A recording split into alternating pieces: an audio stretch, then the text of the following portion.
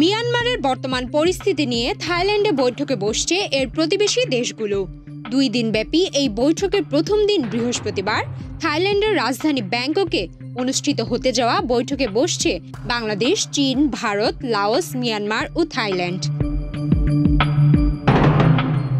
বৈঠকে বাংলাদেশের হয়ে যোগ দেবেন পররাষ্ট্র উপদেষ্টা মোহাম্মদ তৌহিদ হোসেন। তিনি বলেন, বৈঠকে মিয়ানমারের সীমান্ত পরিস্থিতি, সেখানে সংঘটিত অপরাধ এবং দেশটির ভবিষ্যৎ নিয়ে আলোচনা হওয়ার কথা রয়েছে। দ্বিতীয় দিন শুক্রবার বৈঠকটি হবে association for south east Asian Nations এর পররাষ্ট্রমন্ত্রী পর্যায়ের। এতে ইন্দোনেশিয়া ও মালয়েশিয়াও যুক্ত হবে। তবে এদিন মিয়ানমারের জান্তা সরকারের পররাষ্ট্রমন্ত্রী অংশ নিচ্ছেন কিনা তা নিশ্চিত নয়। বিবিসির এক প্রতিবেদনে এসব তথ্য জানানো হয়। 2021 সালের সামরিক অভ্যুত্থানের পর থেকে মিয়ানমারের বিভিন্ন অংশে যুদ্ধ পরিস্থিতি প্রকট হতে থাকে। রাখাইন রাজ্যের বেশিরভাগ এলাকা এখন আরাকান আর্মির নিয়ন্ত্রণে। বাংলাদেশ সীমান্তবর্তী 270 কিলোমিটার এলাকা আরাকান আর্মির দখলে।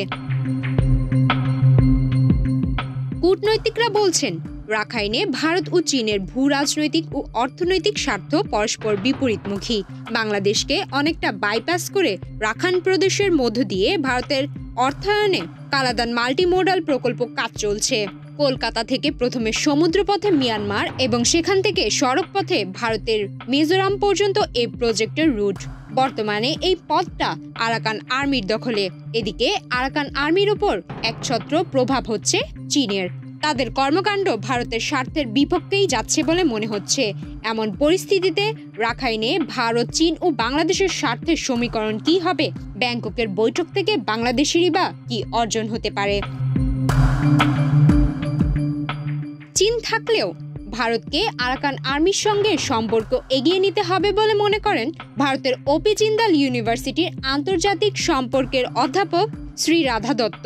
তিনি বলেন, রাখাইনে ভারতের ইনভেস্টমেন্ট আছে, ওদের সঙ্গে এগোতে হবে, তা চীনের সঙ্গেই হোক বা অন্য যাদের সঙ্গেই হোক।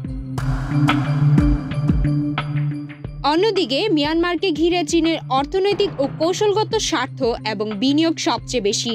রাখাইনে গ্যাস, বিদ্যুৎ, বন্দরের বড় প্রকল্প গড়ে তুলছে চীন। রাখাইন রাজ্যের চকপিউ এলাকায় চীন একটি সমুদ্র বন্দর গড়ে তুলেছে। মিয়ানমারের অস্থিতিশীল পরিস্থিতির মধ্যে নিজেদের স্বার্থ রক্ষা এখন দেশগুলোর অগ্রাধিকার বলে মনে করছেন বিশ্লেষকরা। সেই জায়গাতেই বোঝাপড়ার সাদৃশ্য তৈরি হওয়ার সম্ভাবনা রয়েছে। এদিকে রোহিঙ্গা শরণার্থী ও সীমান্তের কারণে মিয়ানমারের প্রসঙ্গ বাংলাদেশের কাছে বরাবরই গুরুত্বপূর্ণ। সুমায়া মিতু, বাংলাদেশ প্রতিদিন।